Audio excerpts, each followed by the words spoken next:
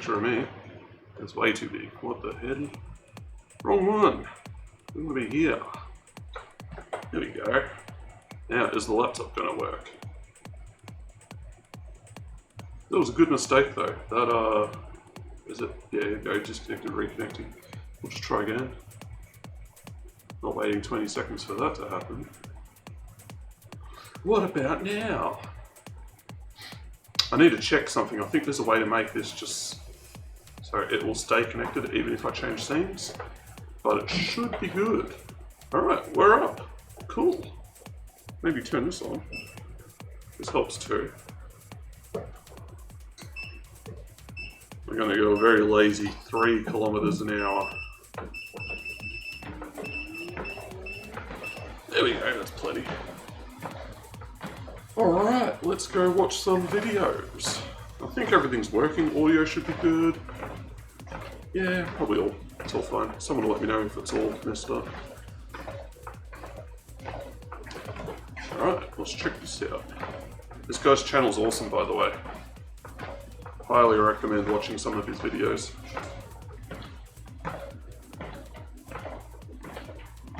It's all like historic, recent pop culture, history stuff of Japan.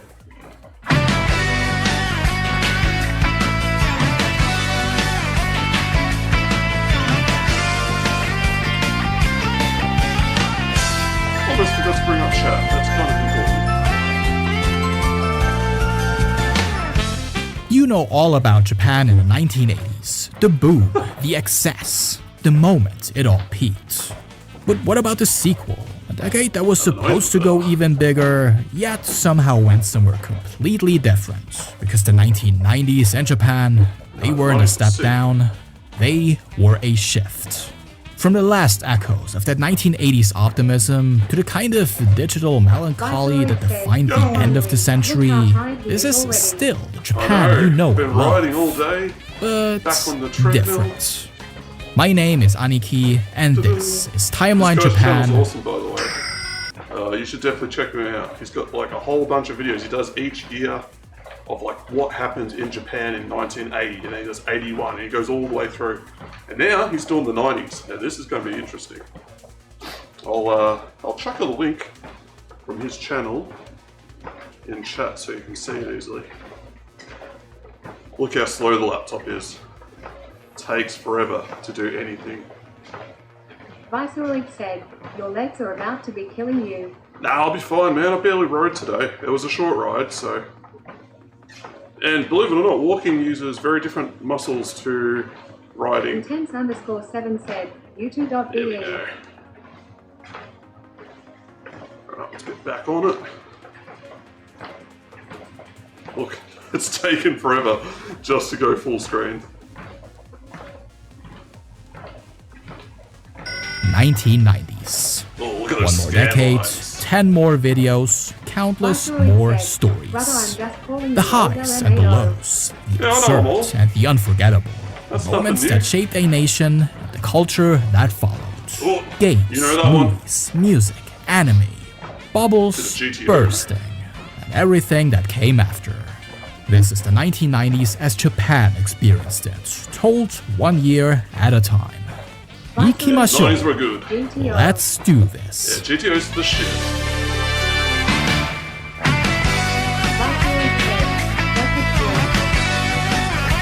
Yeah, so this whole series is just going to be awesome. They're going to cover everything that happened in the 90s. Seriously, check his channel out. Watch the 80s stuff. It's really good. He does really good work, this guy. Annie.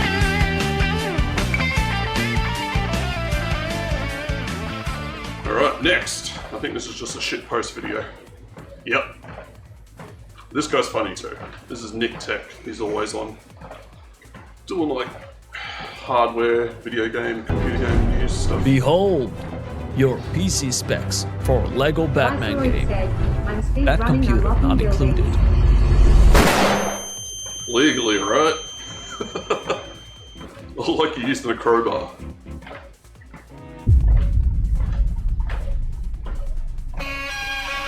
That's not too bad. Hang on. Alright.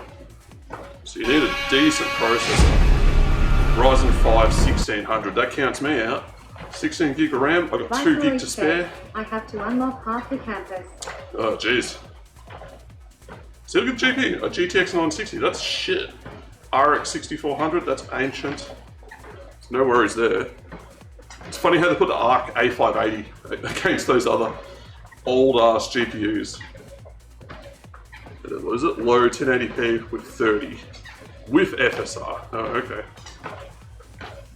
Still not that bad.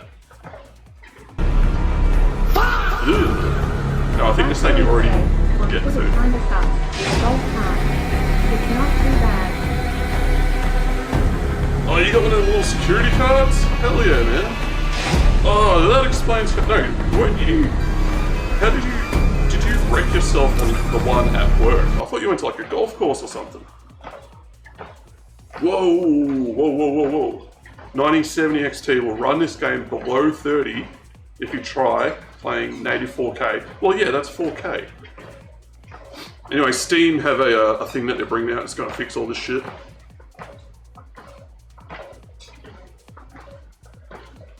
They're going to show what frame rate your system will get in the game before you buy it, which will make the publishers actually start optimizing their games. Viceroy said, not right now.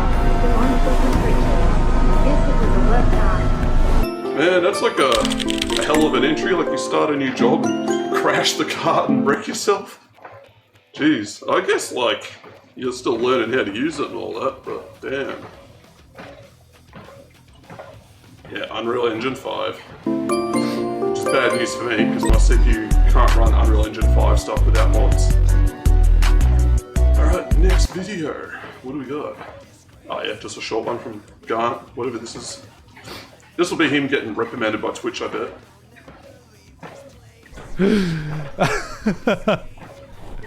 Oh shit, YouTube got hit! Yeah, copyright. YouTube got hit, baby. Alright, let's change the pin message on YouTube to my Twitch. Welcome, YouTube I bet refugees! he had permission to do Welcome, this too. YouTube refugees! In case he gets banned again, I'm also streaming on Twitch, and Twitch will not ban me. So, if he gets hit again, well, you know where I'm at. Wait, did you stop streaming on YouTube? No. YouTube stopped me streaming. As soon as they detect Hold on, copyright audio, let me they just mute check. the I don't. streams. Okay. Did I get any emails from YouTube? Unless this is like, because Luke goes past that stuff all the time. His stuff doesn't get dropped, so Okay. must be a manual process. Okay. It is gone. They just removed it. I have a warning as well. I have a warning. Actual copyright my strike. channel's been Oh, just one, given that's fine. a warning. Viceroy said, I'm concerned about that on YouTube lol. This is Yeah. this is not good. I fucked around and I've I did uploaded find out. VODs Let me that had see this like quickly. full copyright shit in it, and yeah, it's a pain in the ass to remove. You can remove like a section Viceroy and then said, republish they it. use AI to check and then get a real person later. Yeah. Sometimes way later. Oh, you're never getting in touch with a real person at YouTube. That's just not going to happen. But yeah, you can reprocess the video and upload it again. But you can only do it for like one segment. So then you got to do it again for the next one and the next one. It'd be cool if you could just do all of them and then do it. Process it, but they don't have it set up that way. It's a really shitty system.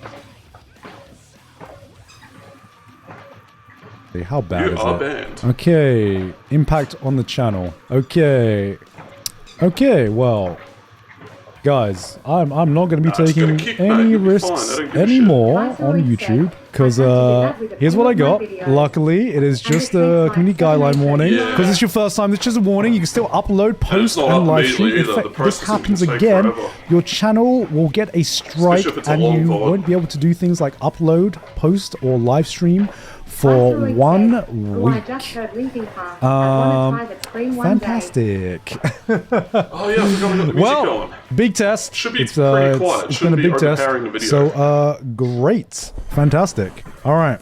1 week is nothing for you. I think the bigger thing is, it's not about the 1 week, bro. It's getting a strike, man. strikes Getting a last for like strike. a That's year. the big thing, because you get 3 strikes, and Yeah, well, when you get your two, channel just gets taken calm down. the fuck down. So, You'll be yeah. fine.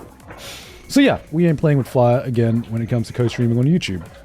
Okay, good to know. All right, I was wondering because we are watching anime Alright, cool. openings It's running that all the are time. It's just uploaded quiet on enough. YouTube. That should By be the able to way, hear they it are when there's, uploaded like, on when I'm talking or when YouTube, there's a so we're video not on. even listening to the full song. So I'm not Like, sure pause what it. the line You is, can hear it, but but it's rare, like really quiet. And if I'm talking, it should be like, you know, it's just to fill in the silence when there's no videos going. I think it's necessary. I'll change the playlist and I'll put like some lo-fi stuff in there or like some lo-fi video game stuff. But for now, it's just a copy of the other one, the main one. It's on the list of things to do. them's the breaks. That's what YouTube has told me. Why stream on your main account? I'm not. I'm streaming on my Gaunt account actually. Viceroy Okay. said, did you see the bit of Back to that it. made Twitch allow multi-chat to allow to be Yeah, displayed he on kind of Twitch? just brute forced it. He did a naughty thing, and they kind of caved in, and they're like, "Yeah, all right, fine. It's not such a big deal." And they should have had it since the get-go anyway. The reason they were saying no to having like multiple chats on or visible on their streams, they were saying like, "Oh, your moderators can't moderate what the other people are doing in the other chats." And I'm like, "Yeah, they can." So what if like some stuff slips through? Like you get bad shit on Twitch all the Viceroy time. It's said, not a big deal. Which is kinda cool he did it though. Do you reckon he did it intentionally? I think he was just careless and got caught out and he's like, well, yeah. And then Twitch just sort of caved in because he's one of the big guys that was doing it. Shit, when they brought it out, that Senpai Gaming guy, he had multi-chat enabled while he was talking to Dan Clancy. He was streaming to Dan Clancy, like a video call, and he had multi-chat enabled for that, and like, nothing happened, it was fine. That was like day one when they said, oh, okay, you shouldn't be doing this.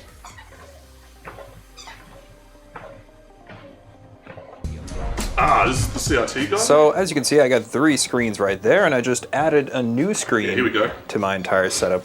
And it's not that one there. It's Viceroy that said guy that right she there. just Now found this my screen behind me callback. is a Yeah. Dell Yeah, I realized E773C. afterwards. It's a pretty budget monitor from back in 2003, nothing to write home about. But the reason I'm going to be using this instead of this, Trinitrons how do you say are it? awesome. Trinitron? We used to have one. Trinitron. Sony We had screen one like is that, but because it was I 80 mistakenly centimeters. figured out It that this weighed isn't like the 100 best. kilos. We're talking like 200 pounds. But it was Trinitron flat screen, had 100 hertz. It could do, what was it, like 1024 by 768? Like a 4:3 ratio resolution. And we had to throw it out when we moved house. But someone picked it up and someone's got it, so it's off to like someone who's going to appreciate it at least.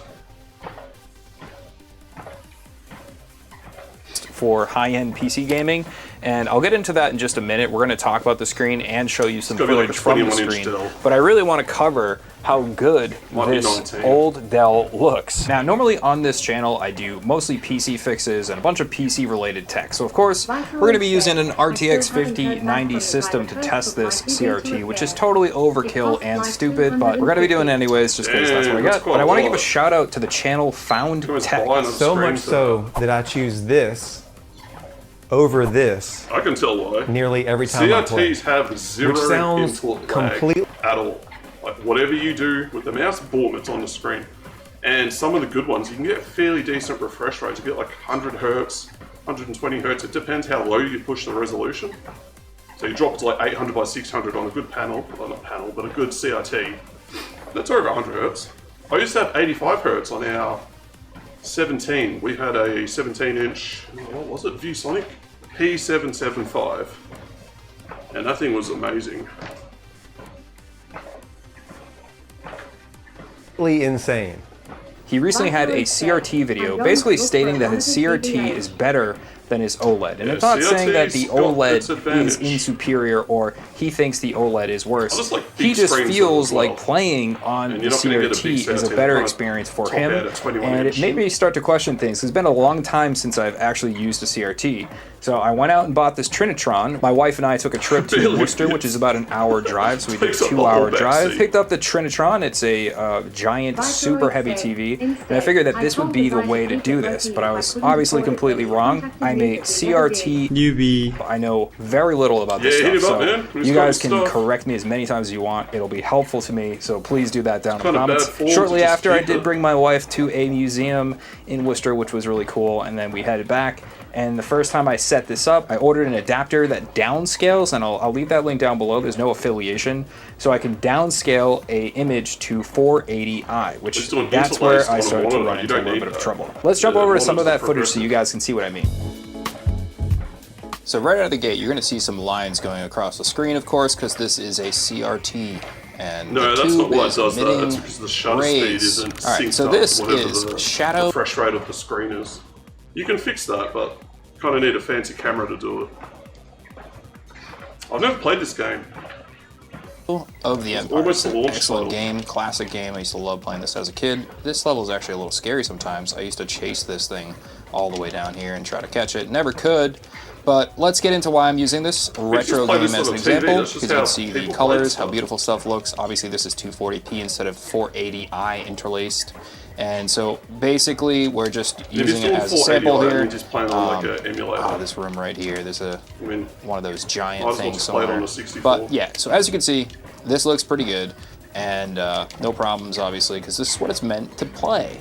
All right, so I have the lights off so that the screen is as visible as possible. Yeah, that's the And you're gonna interlace. notice a few things. There's this, I call it wobble. There's tons of different terminologies online, but from what I've researched, essentially what's happening is the capacitors in this power supply, when you brighten up the screen, it starts weird, to I've never cause had like that. pixel movement or wobbling. It's not actually pixel movement, but so as you can see here, we do have a kind of squeezed, compressed image, as this is a 4:3, I believe, versus the 16:9.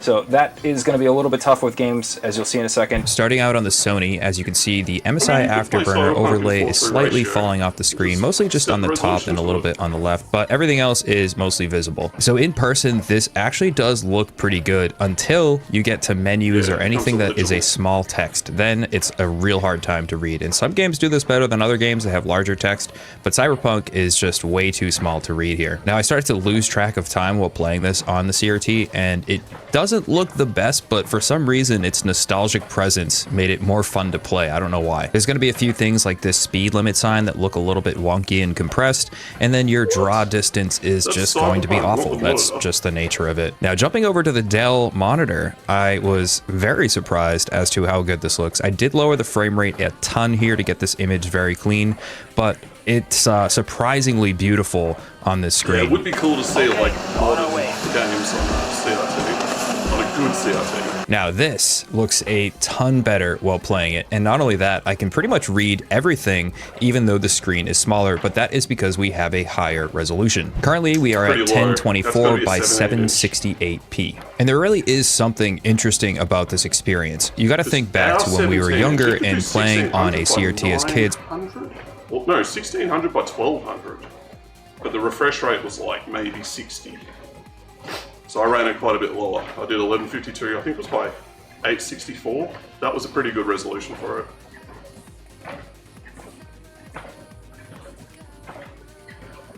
We had lower graphical engines, lower graphics quality, and now that we're pushing max quality, everything in this game is maxed out.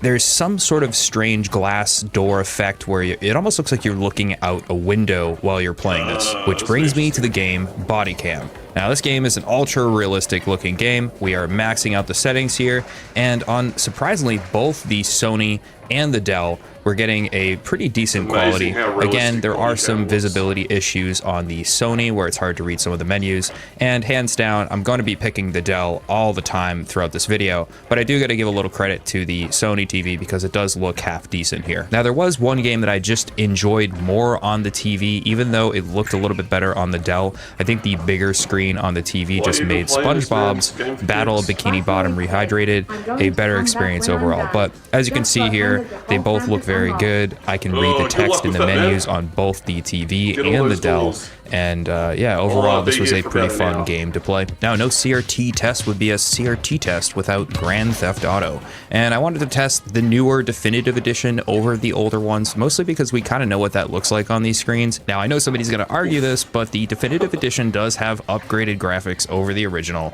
so that's why we're testing the new one. Now, the game looks pretty good, but I wanted to show you guys on purpose what it looks like to increase the picture quality, and that's when you start to get a ton of wobble on the TV. Now, this might just be my TV having issues, being older, but it's something to consider when buying any CRT. Now, I did move over to San Andreas, the Definitive That was a weird noise.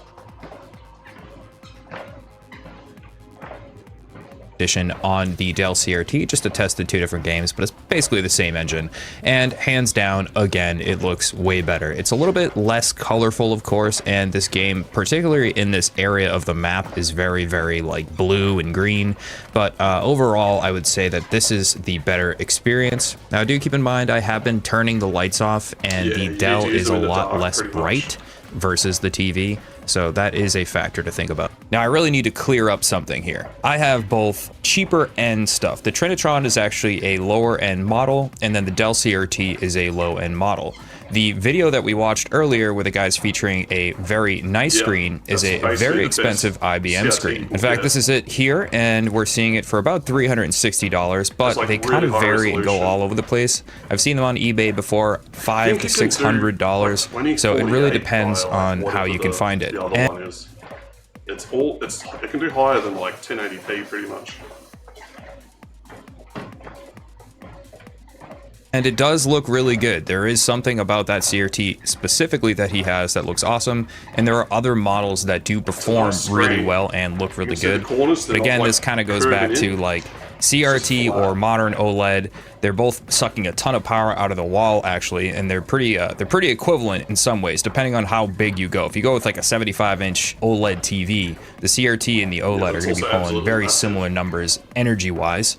That being said, I don't know. I would still obviously have a full modern setup over going with just a CRT, but it is cool to have the CRT as a side thing to every once in a while jump over to, enjoy some retro content, some older content, or even some modern games that work and look good.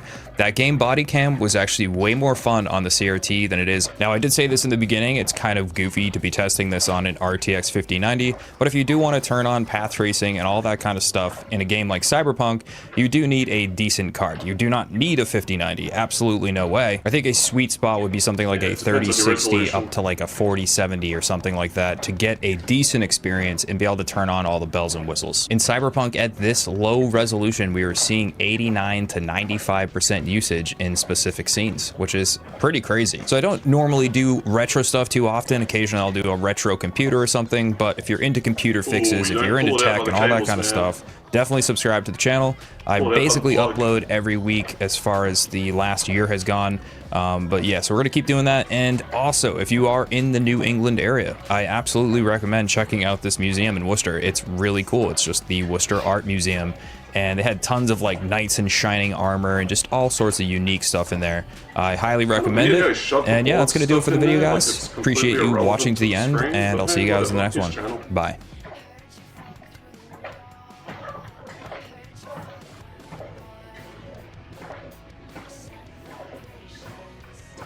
Alright, what's going on? Is it playing the video? Is it just waiting? No, he's got like 30 seconds of blank footage at the end of his video. Fair enough. We'll just skip that. Next. Alright, here we go. This is a dilemma I had the other day. I ended up opting for the bigger screen rather than the wider screen.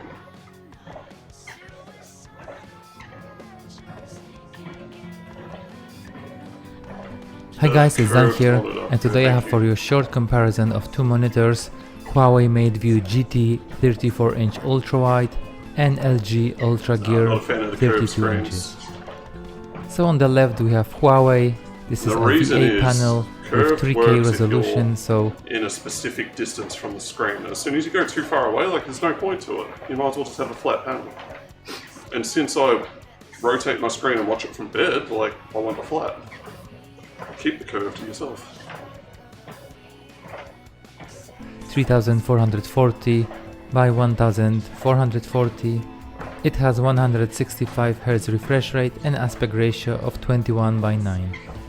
And on the right we have LG. This is an OLED screen with 4K resolution, That would cost an 240 absolute Hz fortune. refresh rate It's like and over standard $1,000. aspect ratio of 16:9. I'm not gonna go into technical details, these screens are not new and there are already many in-depth reviews that you can Also, find. it's nice having I more want to vertical focus height, more which on the, productivity screen and on the screen right has. estate. So in simpler words, how many windows and of what size we can fit on them. I've had the ultrawide for at least 5 or 6 years, and for the last 2 I was thinking of switching to 4K 32-inch, but I was always worried that I got too used to ultrawide and to working with multiple windows side by side, I mean, you can still and do I would side by just side on miss the the other additional screen. screen estate.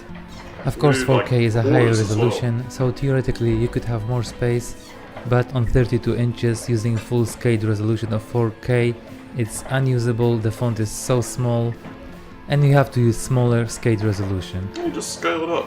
And this was Setting exactly windows the for that. dilemma that I had, and in this video I will try to show how much you actually lose when switching from ultrawide to 4K monitor with smaller scale resolution.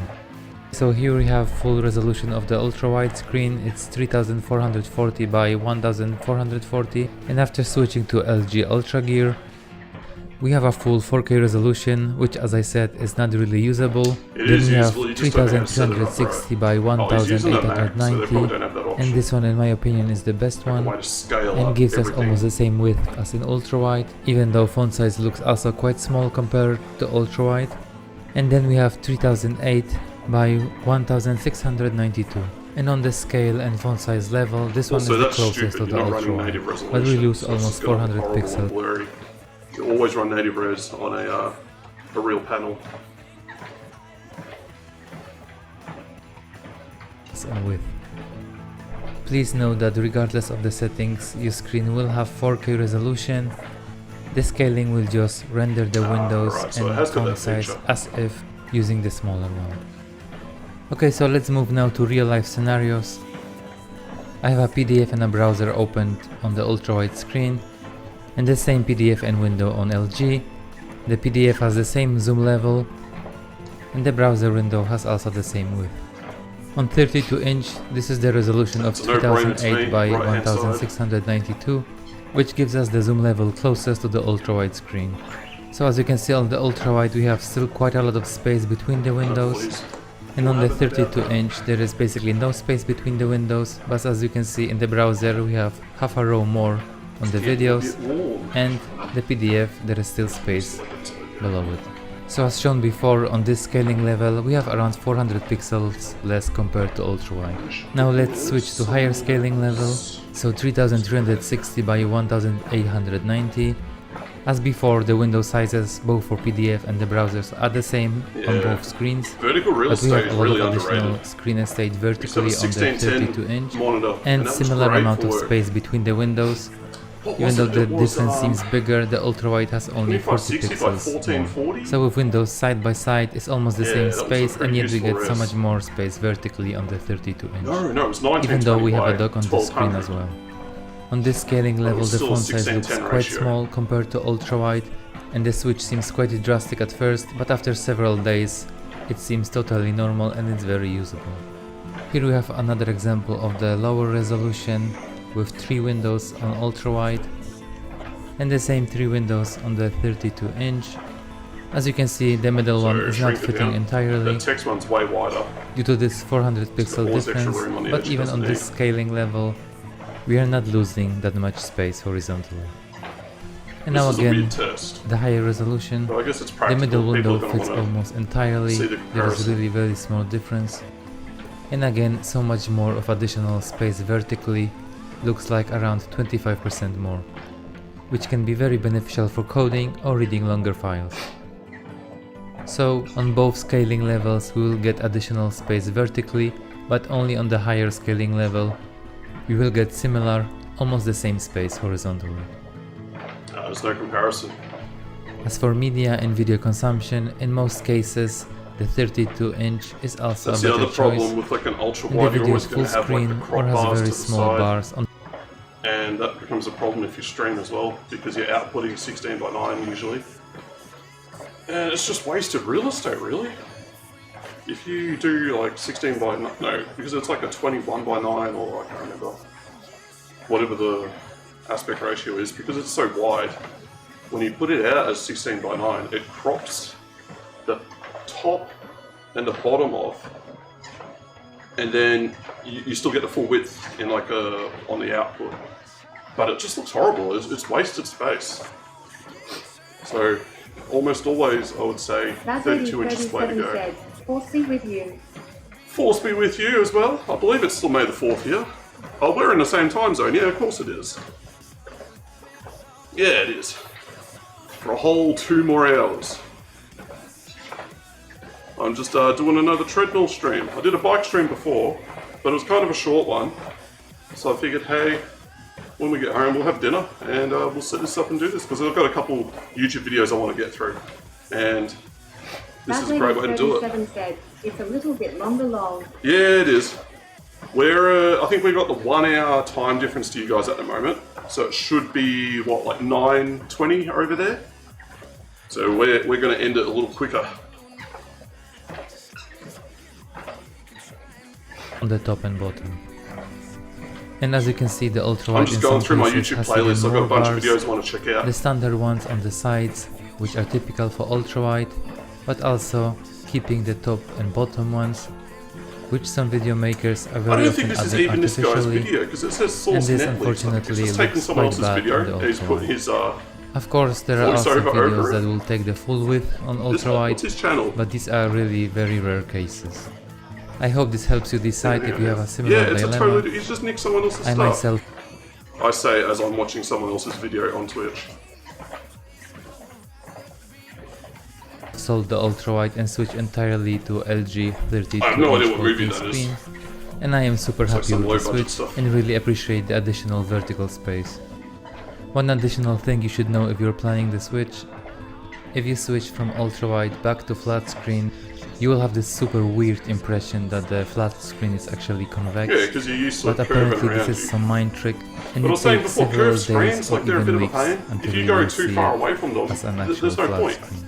It's really hard to designed so that describe. you're I within, thought like, at maybe first half a that there is meter. something wrong with the screen But and I'll lie wanted in to bed and return watch it. the computer. But apparently it's and I a just- thing, so nice don't big panic flat when you screen. see This it, works it will good. pass eventually. There's no I hope advantage this having a was curved screen helpful. then. Thank you for watching and see you in the next one. Here we go.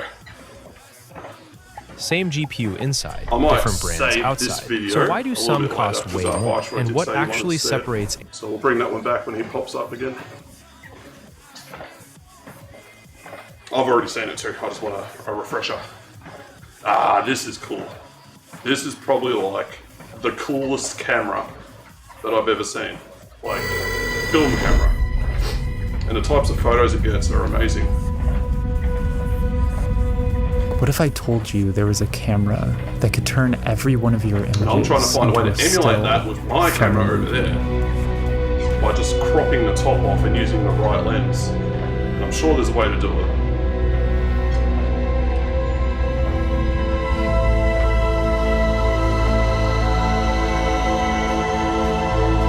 And they're This stupid expensive now. is the You're not Hasselblad buying one of these for X-Cam. less than a couple grand.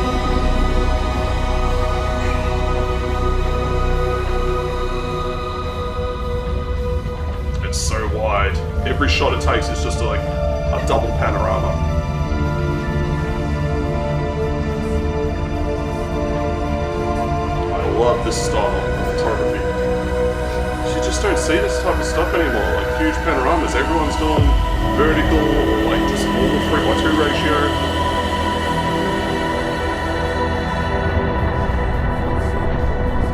Where is that? Is that like Hong Kong? Hong Kong, maybe China, I can't tell. Until I see the plates.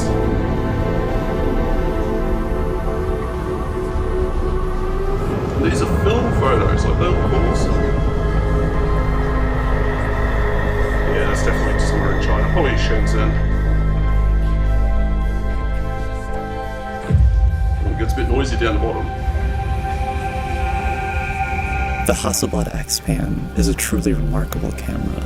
Marketed as a panoramic camera, it shoots an image that's the width of two 35mm frames. It was initially designed by Fujifilm and released in 1998 in cooperation with TX1, that's the cheaper one you Hasselblad. can Fuji get. released the Fuji TX1, and Hasselblad released the X-Pan, which essentially is just a rebranded Fuji TX1. And it's one of the best cameras I've ever used. I love one of these.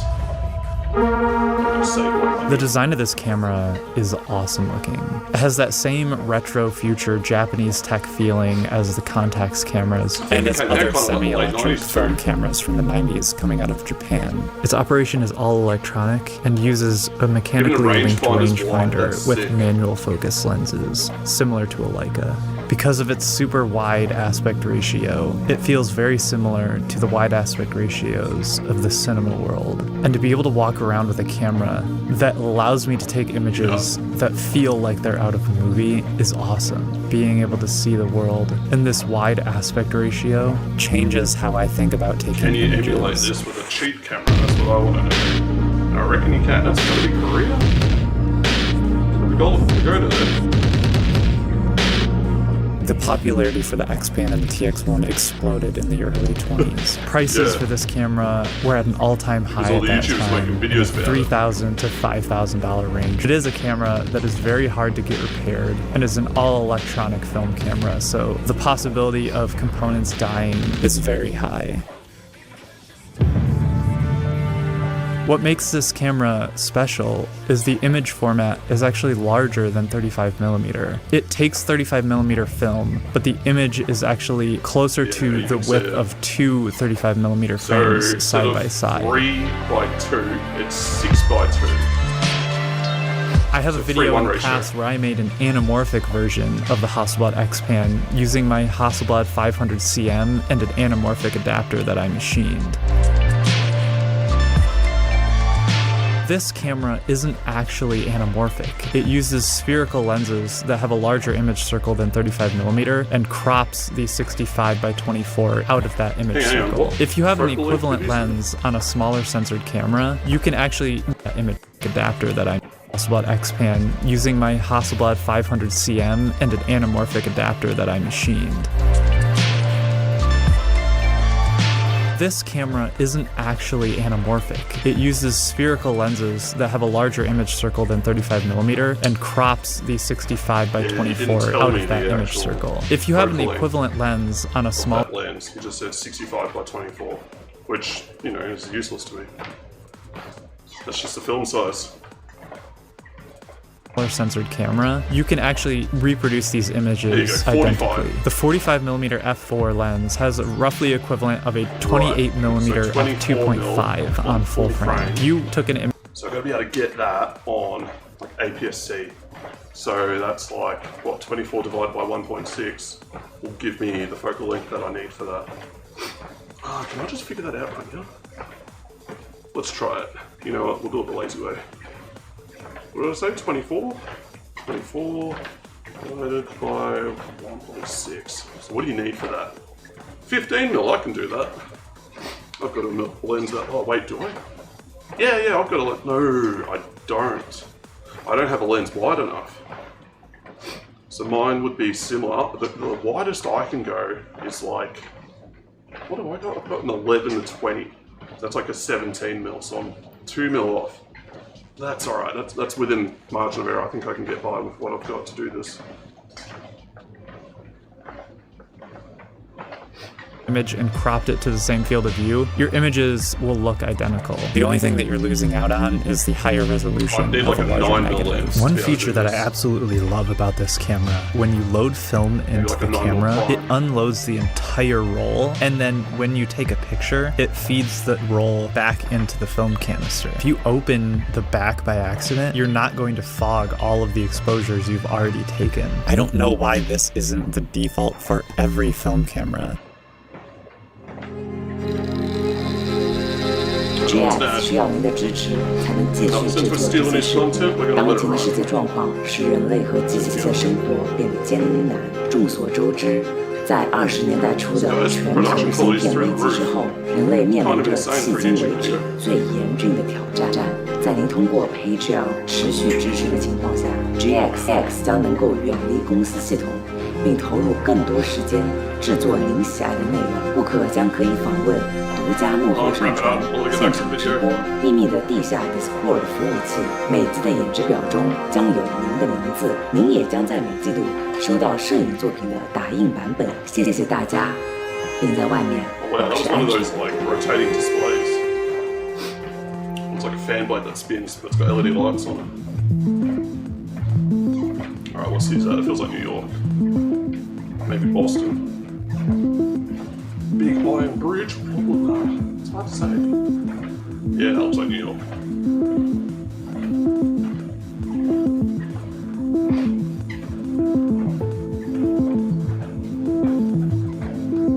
That could be anywhere.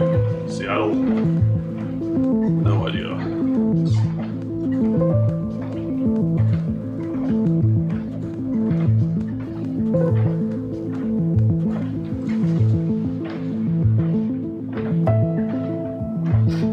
Just the widescreen format, like even if it's an average shot, it makes it look so much nicer. You can crop in and do normal stuff too. Hold up. Let's go get a shot of Jeffrey Epstein on the train. What it looks like it.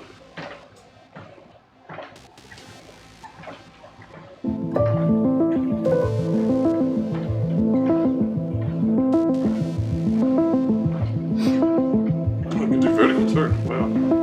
Well, yeah, I mean you can rotate it, but they did it with like the normal horizontal frame.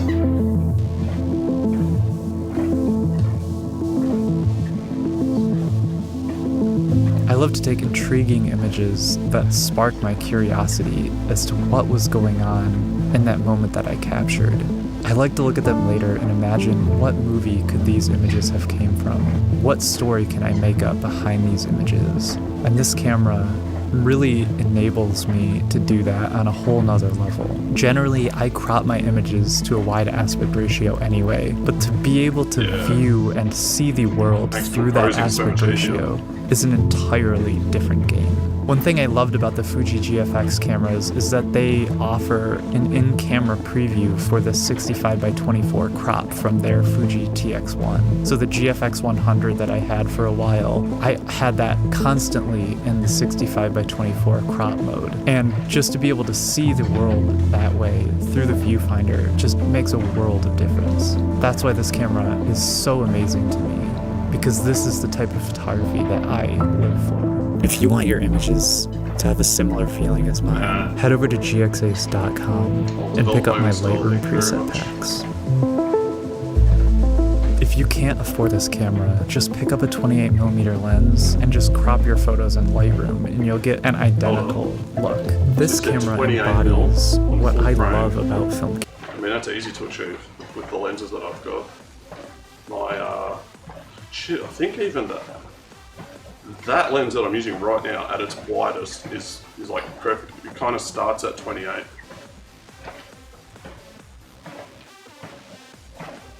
Cameras so much. Because film is such a versatile physical medium, the cameras that are available are so widely different from each other. With film, it was just a sheet of plastic with chemicals on it that could be cut into any shape and size. That led to so much variety in the number of cameras that are available that we don't see in the digital world. This camera is completely a product of its time.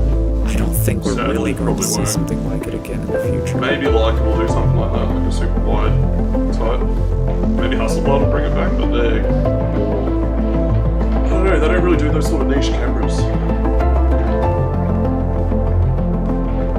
I'm gonna give this a shot. I reckon I can get my DSLR here similar to that if I just get the crop it with the right focal length. I can totally pull that off.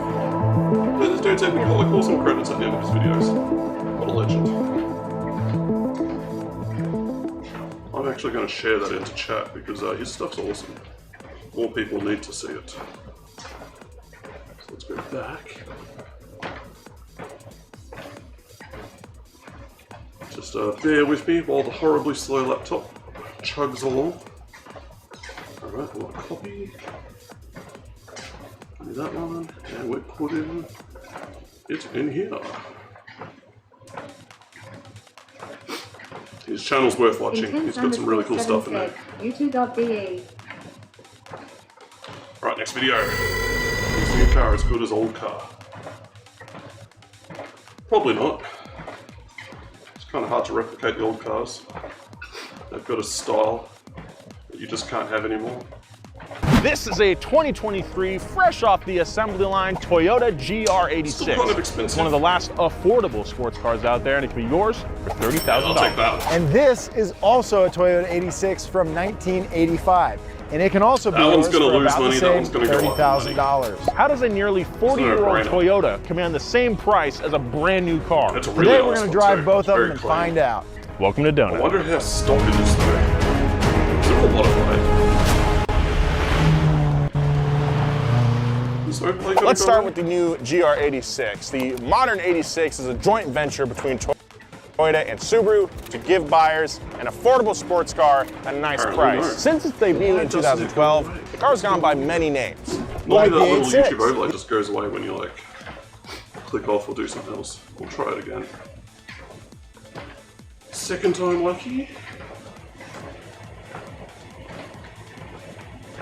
The FRS and the BRZ. But no matter what you call it, all 86s are built by Subaru at their Gama plant with a Subaru-derived flat-4 engine under the hood. Like its 40-year-old ancestor, the 86 is an attempt to maximize the performance potential of otherwise economical components. A sports car designed to give you thrills at every corner while still being accessible to the everyday driver. But if you turbocharge it, you let's need see a how heavier they do. gearbox, need bigger brakes, bigger drive shaft, jacks up the weight. I think Toyota made the right decision. Yeah, so this thing makes 228 horsepower, 184 foot-pounds of torque, and claims a 0 to 60 of 5.4 seconds. That's pretty awesome. The engine also has a red line of 7,500 RPM. It screams. Just on the street. It doesn't have Magnaride suspension that changes its settings depending on what kind of mode you choose. Of course. The only modes are traction control off or traction control off track mode, which changes the display Interesting. and gives you more readouts of like temperature, oil temperature, fuel temperature. It seems like it could be The one GTX button. 6, not the Yeah, GR. I'm not really sure. I really like the way Still a cool Toyota car, though. styled this car. I think it looks great, espally like the big mount did in the the Subaru front. one? It I looks think the aggressive. automatic turbo Interior pretty Spartan. The I drove seats, it briefly. while comfortable, they're cloth. The steering wheel feels very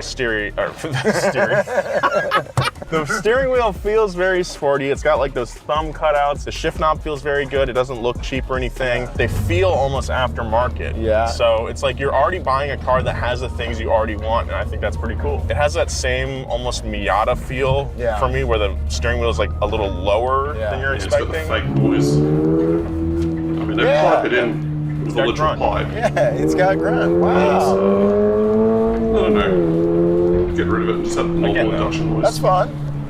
Yeah, it's such a bare bones car. Like you are the traction control, you are the throttle response, right? I'm cool with that. I appreciate that. I love that. Give me a rating, 1 to 10 for this car as a daily driver. I'm gonna say like a 7 or 8 out of 10. 7 or 8? Who says It's a shame that? they didn't make a real 7.5. hatchback. Okay, great. Hatchbacks are so useful. You can fit heaps Strictly of stuff in daily the back. driving, I think there are Whereas some this is just things like a coupe. that other cars do a lot better, but that's not the only reason you buy one of these things. Right. But we'll get to that in a little later. Yeah, that's real look, shit right the there. GR86's father, the That's a real bad A86 car. Corolla. Let's go talk about that car, because I think that's a little bit more my speed.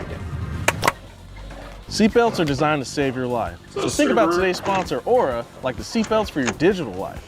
Personal data like your name, phone number, home address, and even your relatives are accessible online because of data brokers. People who make money selling your information to robocallers, telemarketers, you know, the real salt of the earth. But when you use Aura, you get comprehensive protection to identify those data brokers and automatically submit opt-out requests on your behalf. They'll even opt you out of junk mail and Yeah, it is a telemarketing Subaru. lists. I think it Try a is. 2-week Yeah, free it's a trial Subaru now Dutch. by clicking on that link below or just scan the No, QR code. on the right, Now, obviously Aura that's isn't Subaru. I'm just talking about the white personal car. data protection.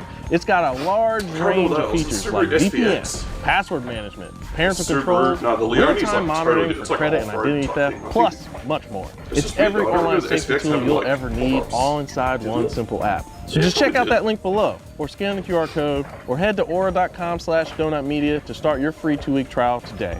Stay safe out there. Unlike the GR86, the AE86 was always a Corolla, and the Corolla was always a car for people that just needed something to get around in. But in the late 80s, when Toyota decided to go from rear-wheel drive to front-wheel drive, they decided they wanted to make the last rear-wheel drive Corolla something special. So the 4A engine is nestled into the E chassis, the E80, the sixth variant of that to be exact, and from... It's okay. I'm not going to share their video because they just shamelessly take other people's footage. But I want to check this out. This is actually kind of interesting. That we get the beautiful blend of letters that we all know and love, AE86. The Corolla was entered in all sorts of motorsport events. It even won the British Touring Car Championship twice. There are Corolla-specific racing leagues, and it even did a little bit of rally. They raced them. You could say the Corolla at the same time the GTRs. Now, the Corolla wouldn't racing. rise to international stardom without the help of one Keiichi Tsuchiya, but we'll talk more about that later. Let's talk a little bit more about this car. This AE86 is one of the cleanest I've ever seen. Abraham, the owner of this car, has spent a lot of time and effort restoring this thing to beautiful condition. He's upgraded the wheels and tires, the suspension, and we've got this thing to beautiful condition. He's upgraded. They're like a semi-slick. Really expensive, but a really good tire.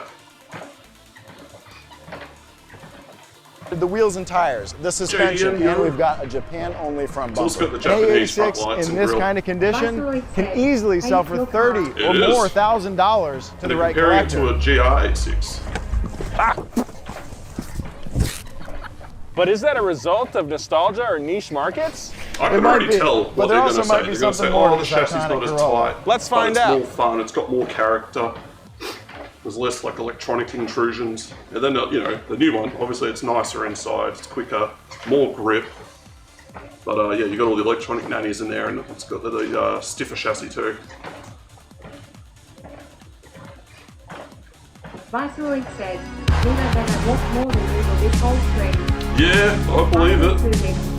I've been doing, what, 3 kilometers an hour for about an hour. So I've done 3Ks, like 2 miles.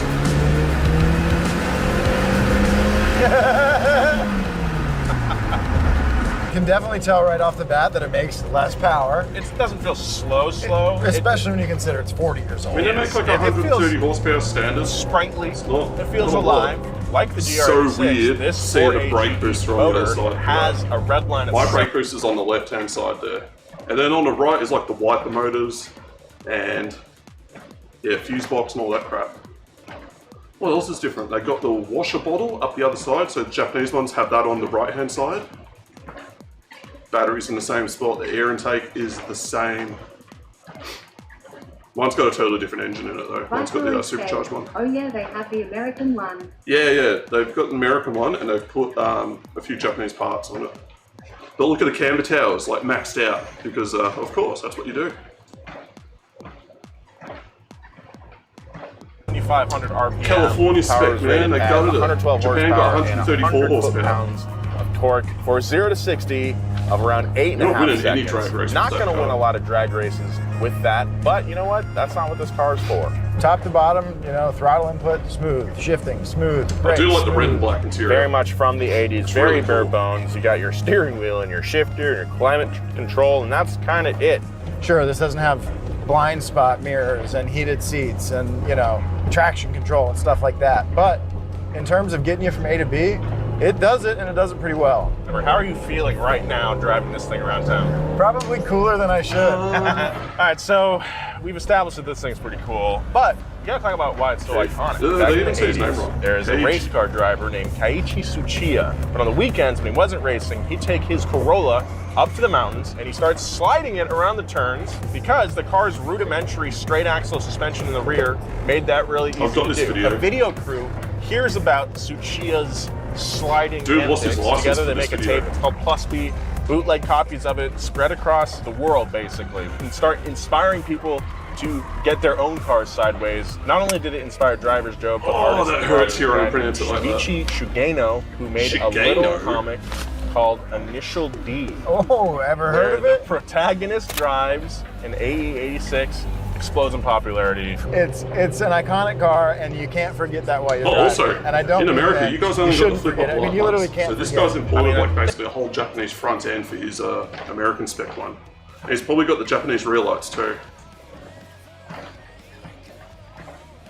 They nailed it. They nailed it. Yeah. This car was what the GR86 is today, but 40 years ago. And there will be another set of cars for the next generation. Yeah. Well, we still have.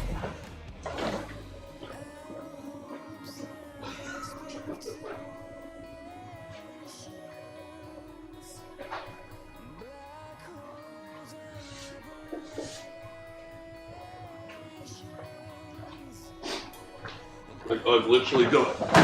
Ooh, almost fell over there. I've literally got the lights that this guy wishes he had. Because these ones, they're the Sprinter ones. The Americans never got these. So these are like Japan and like international market specific. I was thinking about swapping them out at one stage, but I like these.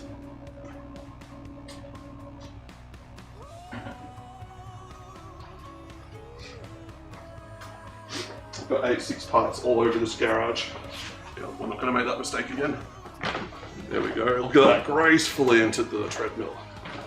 Unlike before.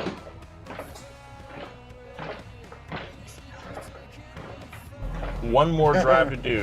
All right, both of these 86s probably could be daily drivers. Both cars are easy to find parking for. They're comfy and somewhat practical. That's true, but I don't think practicality or putting around town is really why we buy either of these cars. Which one do you want to drive first?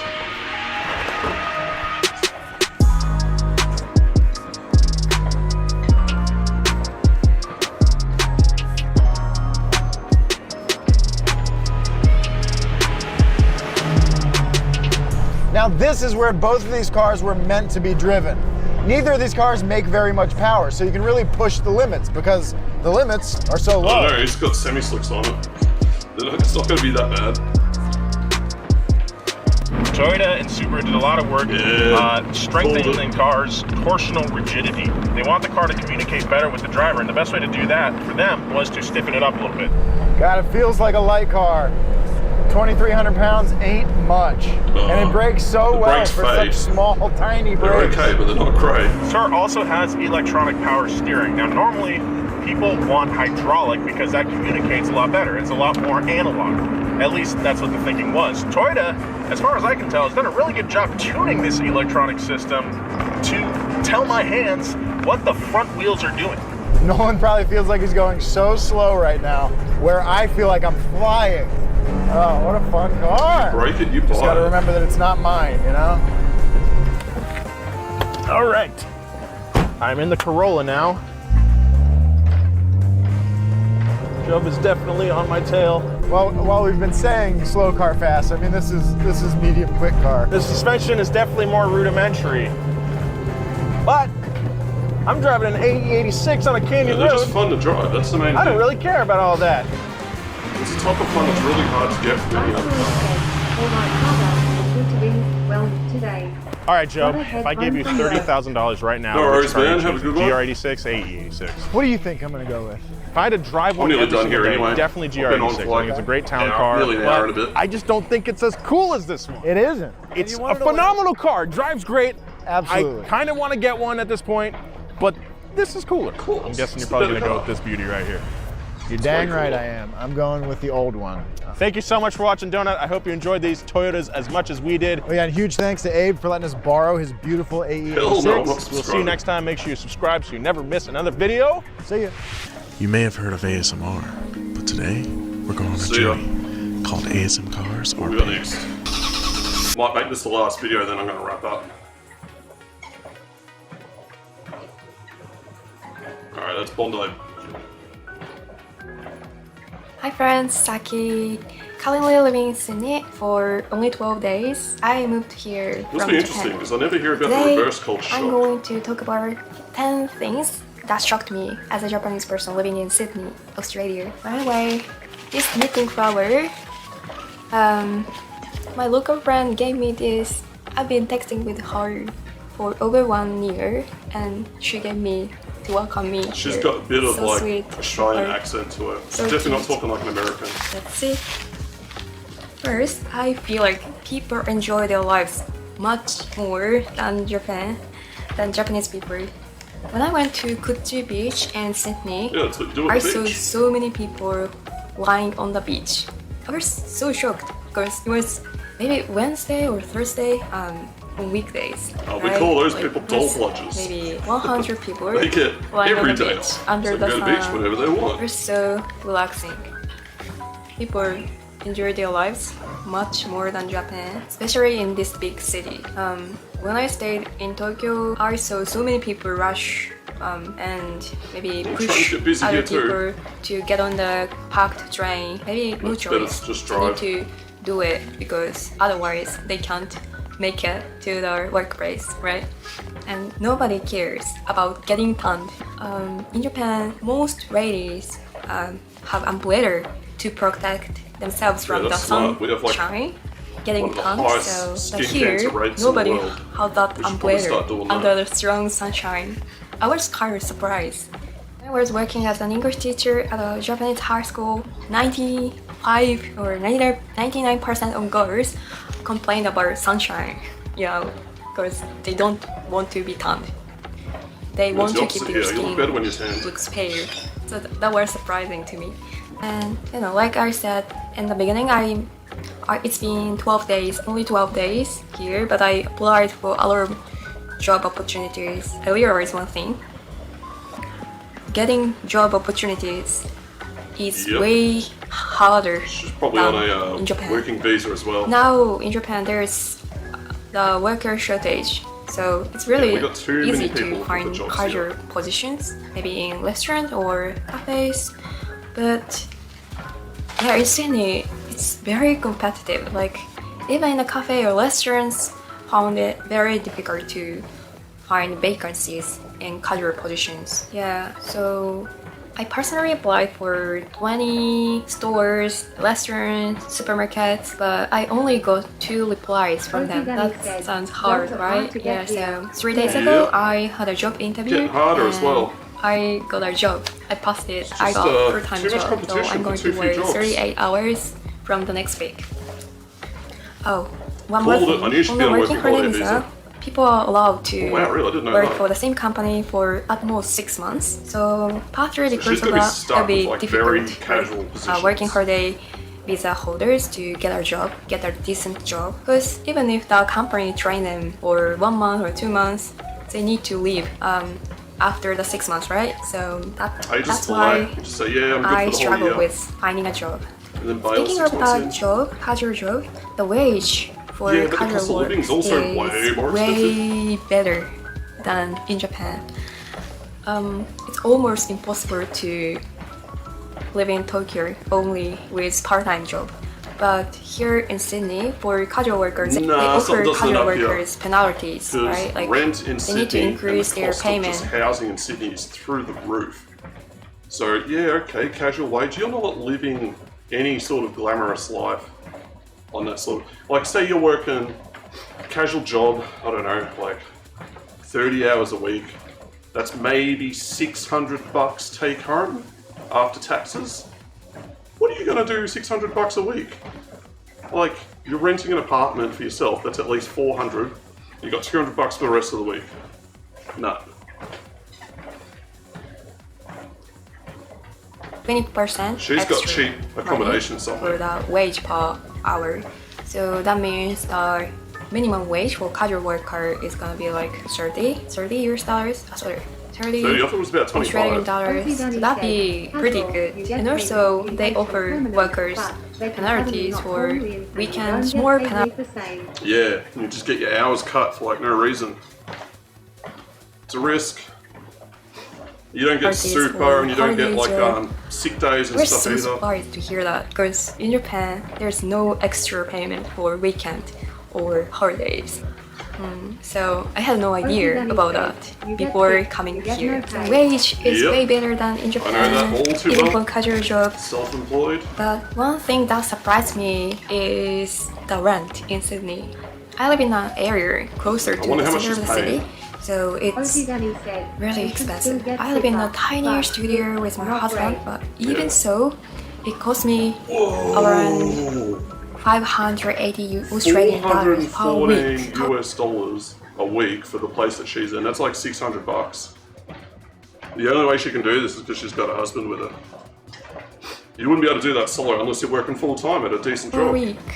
I couldn't believe it if I lived in Japan. Like, it's about, I think it's 3 times as expensive as the rent in Tokyo for the same size apartment. Usually I share bathroom with other Sydney's just so expensive. it's really expensive. Yeah, it wouldn't surprise me. Still, You got all the I fly-in, have fly-out kitchen, workers my up there. They'll be driving up the and I prices. have shared balcony in my house, so for a short time staying, it's really good. I feel like I found a nice place to live in for now. And but on the other hand, the vegetables and the fruits are so cheap compared to Japan. Because in Japan, many fruits are Japan have designed like for their own premium high blends. quality Like, fruits. they have low special volume, types very of expensive high quality. seeds Whereas ours is just or like cheap off the fruits tree, as a you know, blend. bulk type stuff. So fruits can be very It's weird how they don't have like the lower range of here in fruits Sydney, like we do. Bananas or any other fruits. I think it's because land is such a premium over there. If you're going to really grow fruit, good. you might as well try to get like the most money out of it as possible. So they push it up to the higher premium brackets, and that's why it costs a bit more. What's happened here? We lost connection?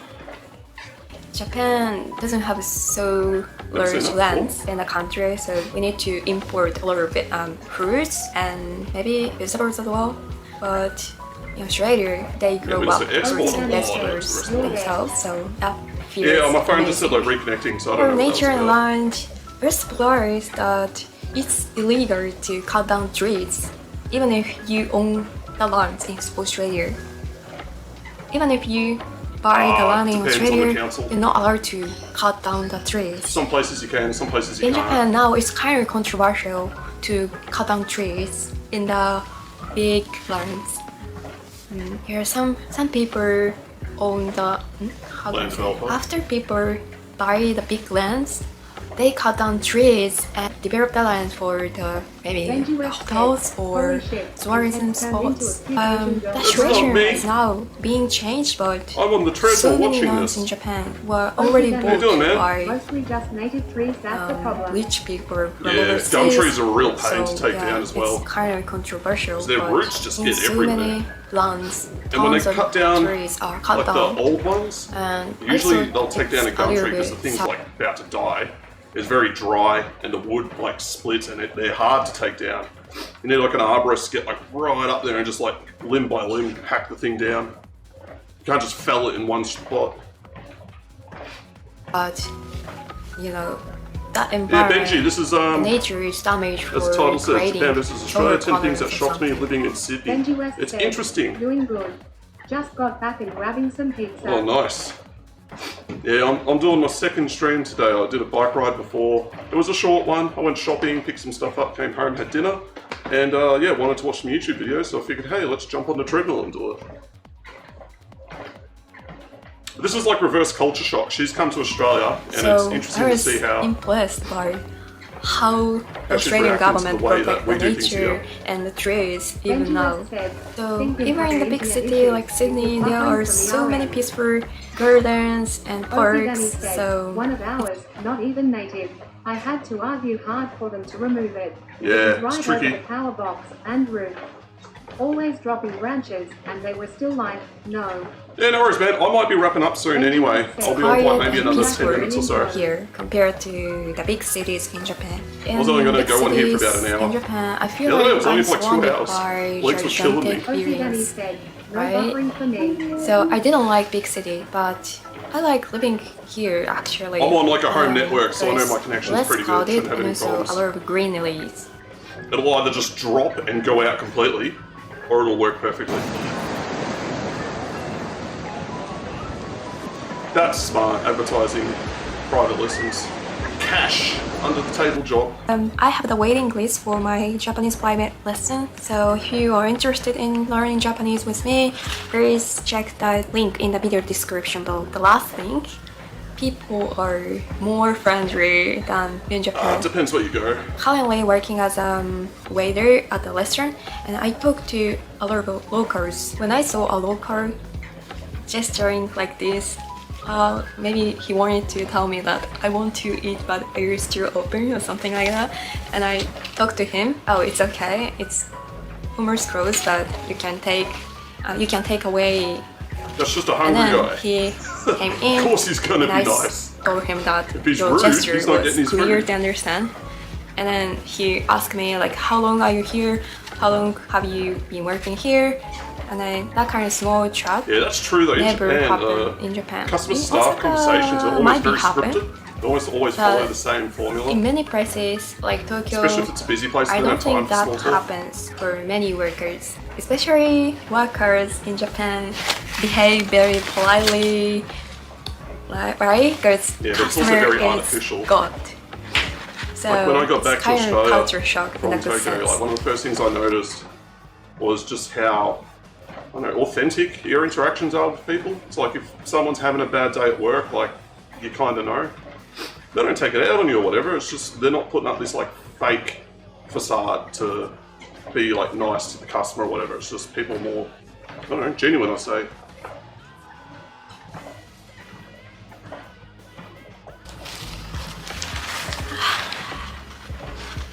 Thank you for watching till the end.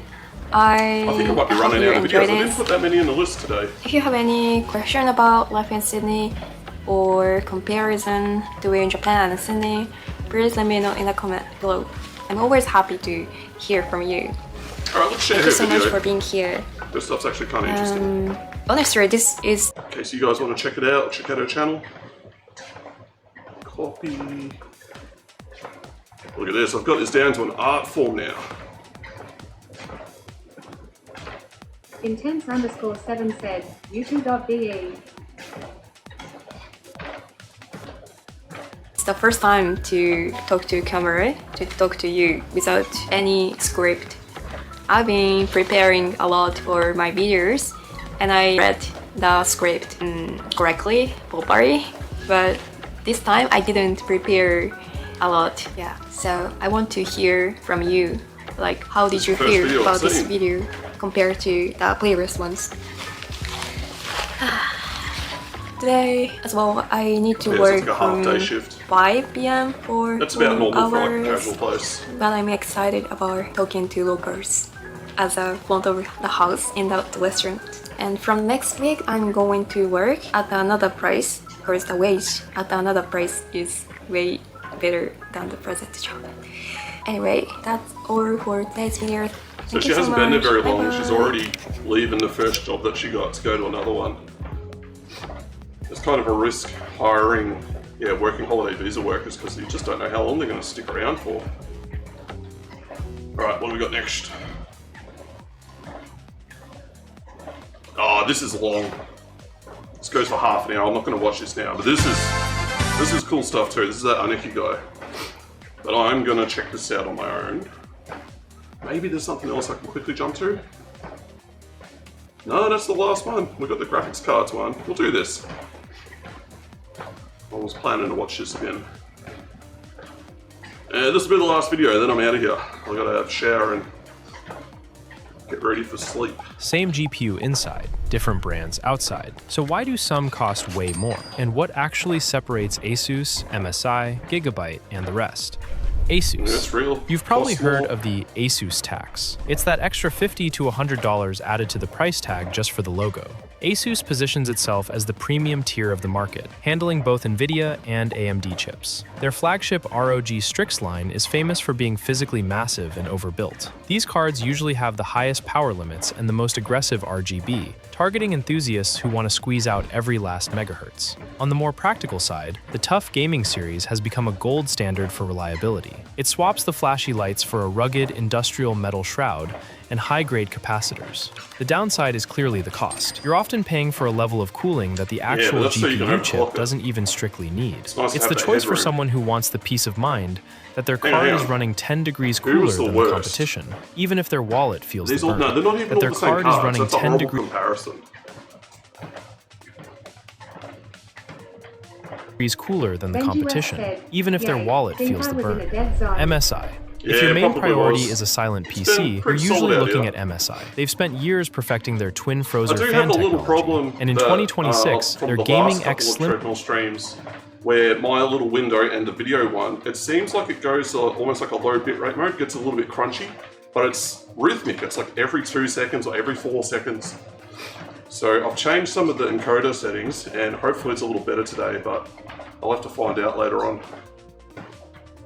It doesn't do it when I'm on the bike. The bike just hasn't got a problem. Series is the go-to for high performance without the jet engine noise. They balance the market with 3 main tiers. The Supreme is their luxury flagship, using brushed metal and sleek aesthetics to compete with the ROG Strix. Then there's the Ventus, which is their budget-friendly entry. Be careful with the Ventus, though. It's where MSI cuts corners, often using plastic backplates instead of metal, which doesn't help with heat dissipation. A common myth is that more fans always mean better cooling, but MSI's dual fan setups often outperform cheaper triple fan cards because the fin density and heat pipe quality are just higher. It's a reliable middle ground, provided you stay away from their absolute cheapest models.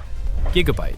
Gigabyte is the manufacturer for people who want the widest possible variety. They produce everything from the basic Eagle cards to the premium Aorus Master line, which often features built-in LCD screens on the side of the GPU to display your temperatures or custom GIFs. Their most popular mid-range option is the Gaming OC, which is widely considered the safe pick for most builders. It's not as expensive as Asus, but it's more substantial than a budget card. One specific detail about Gigabyte is their wind force cooling, where the middle fan spins in the opposite direction. This is a good video. All these different brands have different things that but it actually helps keep the airflow smooth across the heatsink. However, keep an eye on their software. Their control center can be notoriously buggy compared to the competition. They are the workhorse of the industry. Not always the prettiest, but they get the job done across NVIDIA, AMD, and Intel platforms. Sapphire. For those on Team Red, Sapphire is often considered the undisputed king. They are an AMD exclusive partner, and that focus shows in their build quality. Their Nitro Plus series is essentially the Apple of GPUs. The fit and finish are consistently higher than almost anyone else in the Radeon space. They use a feature called Quick Connect, which allows you to replace a single fan by removing just one screw, rather than RMAing the whole card. If you want something more affordable, the Pulse series strips away the fancy lighting, but keeps the same high-quality cooling components. An interesting fact about Sapphire is that they often help AMD design the reference cards you see at launch. Because they don't divide their attention with NVIDIA, their BIOS tuning for Radeon cards is usually the most stable on the market. If you're buying an RX 9000 series card, Sapphire is the brand that most veterans will tell you to buy I like first. XFX. They always make decent stuff. XFX is another AMD specialist, but they take a very different design approach. Their Speedster series, specifically the Merc and Quick models, is characterized by a clean, minimalist, almost automotive look. No jagged edges, just sleek black shrouds and massive triple fan setups. These cards are notoriously long. You absolutely have to check your case clearance before buying a Merc 310 or similar model, as they frequently don't fit in standard mid-tower cases. They focus heavily on straight-through airflow, meaning the backplate has large cutouts to let air pass right through the fins and up toward your CPU cooler. It's a simple, effective design that excels in high airflow cases, making them a favorite for gamers who prioritize raw thermal performance over RGB light shows. Power Color.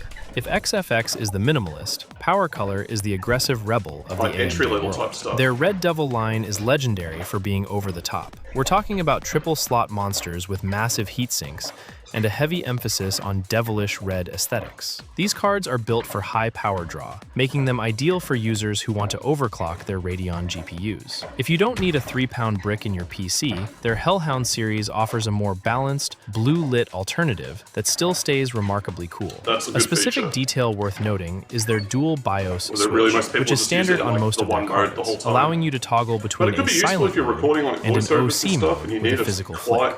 Power Color cards aren't subtle, but they are some of the most durable options if you're planning on pushing your hardware to the absolute limit in 1440p like a European or 4K brand, but I've heard of them before, Palette like and years Game. ago. Most North Americans Like might early not recognize 2000s. these names, but in Europe and Asia, Palette is a titan. They actually They're own not the brand available here anymore, Gainward, though. and both share the same DNA. These are the pragmatic choice. Palette's Jetstream and Gaming Pro lines are designed to give you the exact performance of the NVIDIA chip without any unnecessary markups. Gainward's Phantom series is their slightly more premium ARM, often referred to as the stealth card because of its dark, understated look. There's an old myth Enjoy your that pizza? Palette cards burn out, but that hasn't been true for over a decade.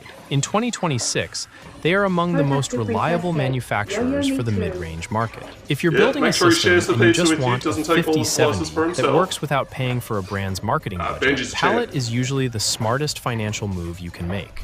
Zotac usually make when space tiny is a luxury, cards, Zotac but then they have is thermal usually issues the because answer. you just They can't have put carved as out big a a heat niche sink as on the it. masters of the mini GPU. While other brands are making their cards bigger and bigger, Zotac consistently releases twin-fan versions of high-end chips I'll be hungry that again after actually this. fit in small form factor I had cases. dinner when I got Their home. twin-edge and solo models And then are staples maybe for an hour later I ITX jumped on builders. here. Don't let the size fool you though. Their AMP But I got dim Extreme sims, Hollow so, cards are their steam attempt up at a few the of them. high end, featuring a unique iridescent holographic finish that changes color based on the angle of the light. They'd run The hotter, trade-off with that's the problem. Zotac is often the fan curve because the They're cards are usually designed for, smaller. like, a The ITX fans cases or sometimes have to smaller spin cases. faster and louder to keep up. But if But you if got you're the room, building a just console-sized get a PC card for with the more- living room, more cooling on it. Zotac is often the only brand that will fit without requiring a Dremel tool. Galax. In some regions, you'll see them labeled as Yeah, I'd imagine this brand is KFA2, kind of popular but it's in the same Japan. company. They always have different Galax brands is up there. world famous for one thing. We white don't- I don't think we even get While these other here. brands might have one white model, Galax's entire identity is built around it. Their Hall of Fame series isn't just white, it's extreme. These cards often feature white PCBs, That's kinda which is cool. incredibly rare and expensive I to used to produce. have a The TI HOF 40, cards are GeForce designed 4 for professional overclock. 4200, and it was a triplex brand, and it had a silver PCB. And when I saw it, I'm like, oh man, it's like some cheap shit or whatever. But it was the only one they had, so I got it. And I ended up chucking it away when I never needed it again. But I should have kept it, because they're kind of a collector's edition now. Clockers using liquid nitrogen, often coming with a detachable display to monitor voltages in real time. For the average gamer, their EX Gamer series provides that clean, white aesthetic for a much lower price. They are the fashion brand of the GPU world, but they have the engineering They're gonna be chops to back expensive, it up is if you're what I'm looking being to told. break world records in 3D. Never heard of this brand. Colorful. Colorful is a giant in the Asian market that has recently become a global powerhouse. They are known for being incredibly experimental. Their iGame series often Yeah, see, that features feels very a gimmicky. one-key overclock button on the I/O bracket, a physical button you can press to instantly boost your clock speeds. They were among the first to put full-color flip-up LCD screens on GPUs, so you Again, can watch very your gimmicky. CPU usage or even a movie while you play. Their Neptune series is particularly interesting in 2026, That's as it cool, comes though. with a pre-installed liquid cooling radiator, but it's making been a it while one of since the we've had easiest like ways to water cool your out-of-the-box GPU without a liquid-cooled custom loop. GPUs. They are the brand for people who think modern hardware has become too boring and want something that feels like a piece of high-tech machinery from the future. PNY. PNY is the quiet professional of the bunch. For decades, they were the exclusive partner for NVIDIA's Quadro professional workstation cards. They've brought that no-nonsense Yeah, I've never heard of this philosophy to the brand. gaming market with their XLR8 brand. You won't find aggressive gamer Yeah, styling it's just like or out of the weird box gimmicks with here. liquid cooling. You PNY don't have to cards are get a typically custom very water thin, block or anything often for it. strictly adhering to Just buy it, it's 2-slot ready to or go. 3-slot standards, which makes them great for multi-GPU setups or professional rack But you mount need a systems. case that They will are support incredibly reliable because their designs are based closely on NVIDIA's own reference specs. If you're a content is silly, like, creator none of who those needs a other card cards are that gonna won't crash crash in during a 12 hours. 12-hour If you're just 8K running them at render, standard settings, you're not gonna PNY have is a the problem. boring choice that you'll never regret buying. ASRock. Originally known for motherboards, they've become a major force in the GPU Now, I market, got confused. supporting I both always AMD thought ASRock and was just Intel. like the more Their gamer-focused version of Asus, but it's not. They're an entirely different company. Taichi series is their flagship, featuring a unique steampunk aesthetic with moving gear motifs and heavy metal construction. What makes ASRock stand out in 2026 is their aggressive pricing on Intel Arc and Radeon cards. They often offer triple fan coolers at prices where competitors Yeah, only ASRock are offer pretty two. solid. They've had a few Their issues, Phantom like gaming some of their line is their motherboards were mid-tier, cooking chips, focusing on but it was high like a very refresh rate esports rare, performance. limited use case As a problem. relatively newer player in the GPU space, they are hungrier for market share, But, like, which value means you for can money, I often think find ASRock are ASRock probably, like, cards on one of sale the more best out frequently there. than the legacy brands. They It's don't the add, like, perfect all this brand for extra the crap that builder you who don't wants need, but they high-end give you enough features like a metal of the stuff that backplate actually and matters. ARGB without the premium brand markup. So, Man, I've got which an one is in Asus, your PCIe slot right but it's now? ancient Drop a and like if falling this to helped you bits. cut through the fluff, and subscribe for more But simple it's guides like powering this. the stream, so it's good enough for that. Alright, let's check out the video that you linked. Just wait for the laptop to calm down. Let's copy that. Yeah, we'll just do it this way.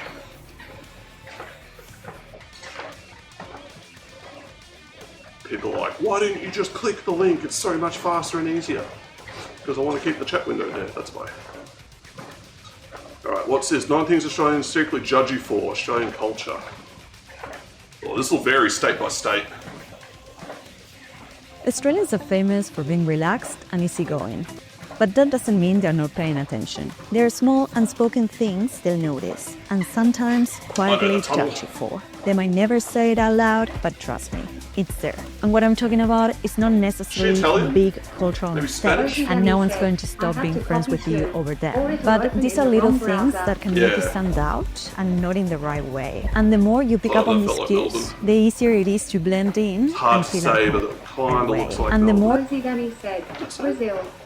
Formlade, yeah, that's Melbourne. Oh, okay, Brazilian. I would have never guessed that. you pick I up on guess I these kind of covered it cues, with the the Spanish, easier it but is to blend in Brazilian and language feel at home. or Brazilian accent's very different. Okay, let's start off with the first thing Aussies may judge you for. Not saying thank you to drivers. When you're here in Australia, if a driver stops to let you cross the road or lets you merge into traffic, a little wave or a nod is expected. Yeah, that's fair or enough. if you're driving and someone lets you go, you It's just say a nice thing to do. thanks. This is not legally required, but it's a polite Yeah, you mistake. look like a dick if And someone's not being doing nice to it you. can make you seem as rude, don't even if you return didn't the mean to favour. be. And in smaller towns, this is even much more noticeable. And if you do it regularly, people will start to notice. I know and exactly where that is. Now, the second thing relates I don't to drink coffee, so I've got no idea about Australians this. take coffee very, very seriously. So if you walk into a cafe and order something completely unusual, like a triple caramel iced pumpkin latte in the middle of winter, probably you something I don't might really get a polite pick up or smile, but notice. behind It's it, just something they're that I do. thinking this person is a tourist. But I'm not gonna judge so other people here for how people they tend do to it. stick to the basics when it comes to coffee. A Like if I latte, stop and a let someone cappuccino, in or traffic, a like I don't long expect black. to And wave, cafes but here it's always nice when they do it. often specialize in coffee and not in having 40 syrup flavors. If you don't drink coffee, that's fine, but if you do, learning the local style makes you fit in instantly. I guess it's one of those things that makes you feel like you're in the know. And yeah, 100%, I think some people will definitely judge you for your coffee choice. So much so that big coffee chains like Starbucks or others are not super popular here in Australia. There's nothing wrong with them whatsoever, but here there's a very strong emphasis on coffee culture and specialty coffee. Now, another thing that Aussies will judge you for relates to not treating customer service reps well. And this can be someone working at a retail, the waiter, waitress, or someone on the phone, or when you go to your medical appointment. Well, we can wait Here, a there's little a bit strong until you come culture back. around respecting. But yeah, in terms of treating customer service people nicely, like, it's just the nice thing to do. Don't be a dick. Like, these people working a job, what I hate is when people will look down on someone doing a job that they think is beneath them. Like, you go to a petrol station or something and like, oh, this person works at a servo, they're not as good as me. It's like, dude, if that person wasn't working there, you wouldn't be getting your fill. Like, every job has value. Every job is worth, respecting. But there's some people that just don't do it. It's like a real ego thing with a lot of people. Their whole, value of worth, it's wrapped up in their job. And when you strip that away from them, like, usually they're not very nice people. Alright, we're going to roll forwards a bit. I don't think the ads will be going for that long.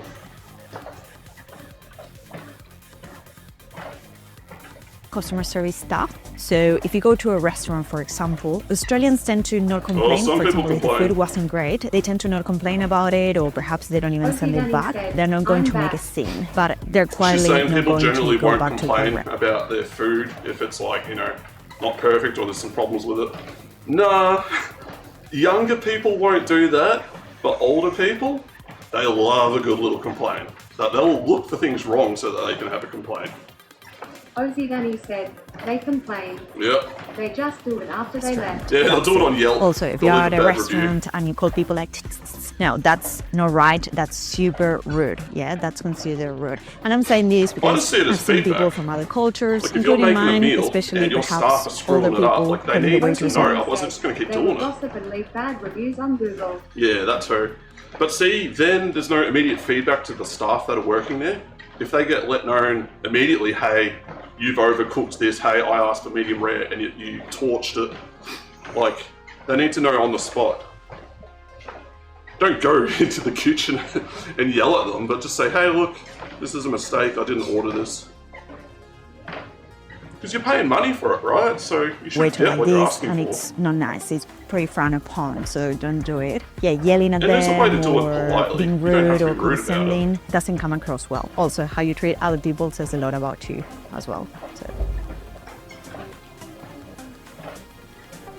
Now, another thing Aussies may judge you for, and this one sounds a bit counterintuitive if No one's you gonna know judge you a for lot wearing about thongs. Australian culture, is that they're going to judge you if you wear thongs Shit, there's people everywhere. that go There is barefoot an everywhere. underlying understanding how you that can play in the Australian magic culture more than itself, you do or it don't. is common to wear thongs to most Yes, people places. lie about Yeah, it. it's something that's ingrained culturally, but there are boundaries as well. Yeah, I'm sure it's that happened. doesn't mean that if you go to a wedding you can wear thongs, or if you go to work in an office, if you go to a nice restaurant, you should wear the appropriate attire and not thongs. There are Wear Crocs boundaries to a that wedding. you need to respect, and if you do go to a wedding wearing bold new thongs, grounds. I reckon that you're going to be judged for that. Wearing thongs everywhere can make people think that you're not really dumber. making an effort.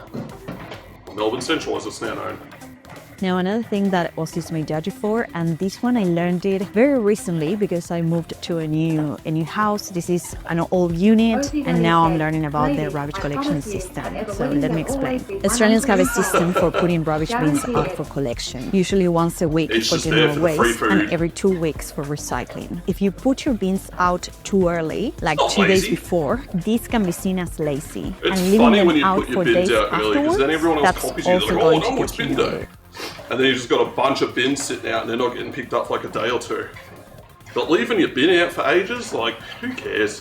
As long as it's not taking up a car park, it's not really a problem. And I'm realizing that now. Every time that we put our bins out, there's always a few people that leave their bins out there for, I don't know, more than 3-4 days. It's insane. She's They just doxing don't herself, collect it. Radia. And That's you a naturally pretty think about expensive these area. people. What's wrong That with looks them? Are like, they lazy? Like Burwood or like... People that leave their bins out there for, I don't know, more than 3-4 days. Yeah, that's it's kind of insane. like- They just don't collect it. And hard to you say where naturally that think, is. Ozzy Danny It's a said, hilly area. our council made rules about the bins. Too many do it. Right. We don't have that problem here. People are pretty good with their bins. But this is an expensive area. I can tell just by looking at it. Plus, it's a fairly new area because the roads are quite wide. Whereas if she was in like Camberwell or Glen Iris, you get like those smaller, more cobblestone sort of bent roads with the deep gutters. So I reckon this is like Box Hill, Glen Waverley, that sort of area. Which is pretty pricey to live in. about these people. Most What's people, wrong they're with them? not Are they renters, lazy? they're just families. Aren't they home? Of course, they might have a good reason, but it's interesting how your perception changes around that. God So forbid yeah, you and of put your course, bin in each someone bin else's has spot. the unit number, They'll so let you know. you can see who left it behind, right? So I think there's a bit of judgment around that, and I'm guilty of that as well. And another interesting thing is that in many suburbs, neighbors actually help each other with bins, and if they see yours Nah, still man, don't out, touch they my might bin. roll it back in for you. But if you That's do my it job to do. often, meaning if you leave it out for a long time, again, this may become like a silent conversation about that neighbor who never brings their bin in.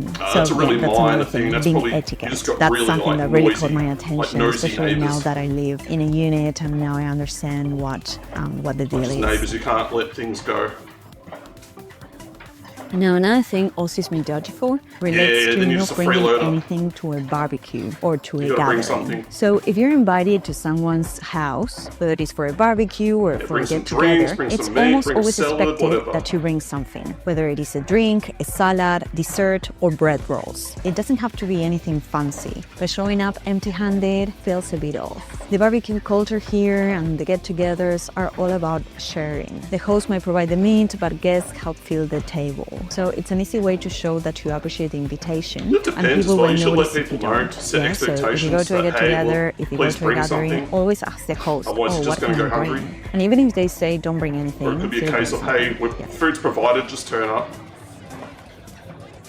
Now, speaking of this, there's another factor that Aussies may judge you for, and this is overcomplicating the barbecue. The barbecue here in Australia It's the most often simplest way involves of cooking food there sausages, is. burgers, You put the maybe meat some on the hot steaks, thing, plus and then you sides. pull it But off when if it's you done. show up with a 3-course gourmet meal that requires instructions and a step-by-step procedure, people might think that you've misunderstood the assignment. And this is not to say that Aussies don't appreciate nice They're just food, roasting because the they shit out do, of but whatever's this in talks a there. bit more about the Most people are Aussie eating culture, charcoal. the emphasis that they place on a laid-back lifestyle, and the barbecue's charm is that this is a casual atmosphere, a casual get-together. You don't have to overcomplicate it. So if you make it too fancy, it might take away from that relaxed atmosphere.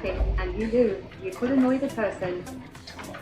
Yeah, Another that's thing true as Aussies will well. judge you for, and this is a But pretty it's- big that's a one, good cutting problem the to have, not a line. bad This is an problem. unspoken rule, but of course it's good manners, I like to think globally. But there's a lot of emphasis on that, cutting the line. If you cut the line, if Oh, you're you gonna get don't shoved wait for out your of the turn, line. you're going to get a lot of stirs. Perhaps no one will tell you off, but it's considered extremely rude, yeah? Same with pushing in public transport, etc. I talked about this in many other videos, but it's a good reminder again about public transport etiquette or etiquette and basic social norms in Yeah, public when I spaces. first went to Sri Lanka, there were a bunch of mainland And I Chinese think people there, Aussies and I will- was waiting in line to get my SMS SIM.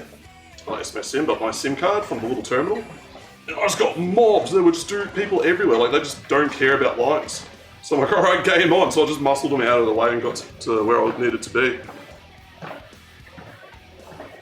Like, you want to play that game? I'll play it. Will judge you for if you brag about how much money you have, about anything that conveys status. People here tend to be pretty simple, and if they are people who are actually in a very good financial position, no one is going to really brag 'cause then about it. people are just gonna You can treat talk you about as, money, like, but not about your how much resources. you They're earn, gonna stop unless you're caring with about close you. friends and you're talking about your That's just common finances and sense. you want financial advice, etc. We do discuss money a lot with my friends, but it's not about bragging or look at how much money I made or wearing fancy clothes or a fancy car. Yeah, people again really value a casual lifestyle, so behaving in an arrogant or cocky Funny way though, is because the very whole much frowned cashed up upon, and people bogan here really value stereotype completely humility. blows that out of the water.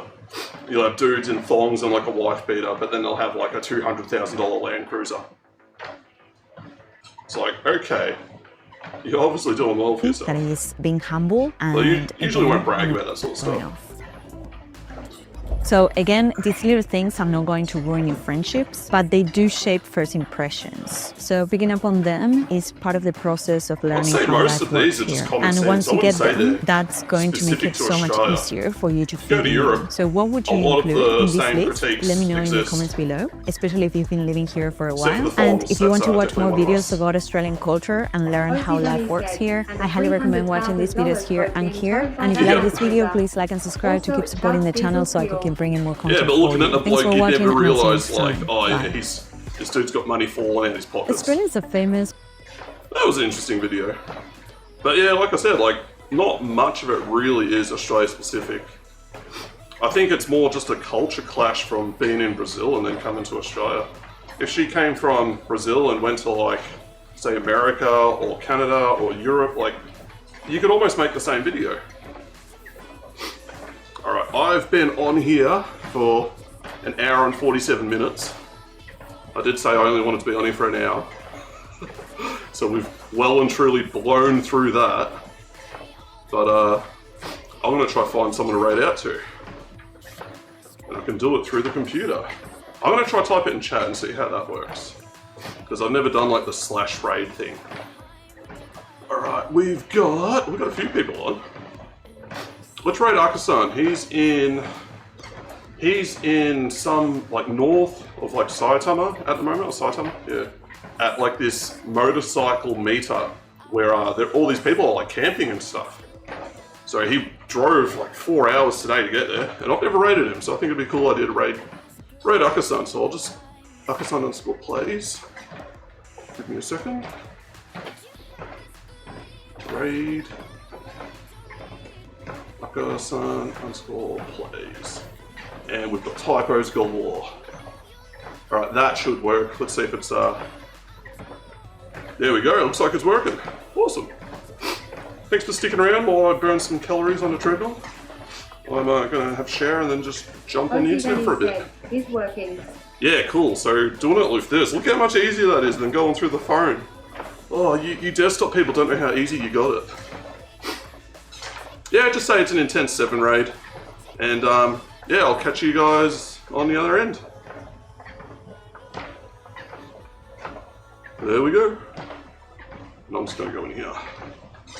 Because that's chat only at the moment. So we'll stop that.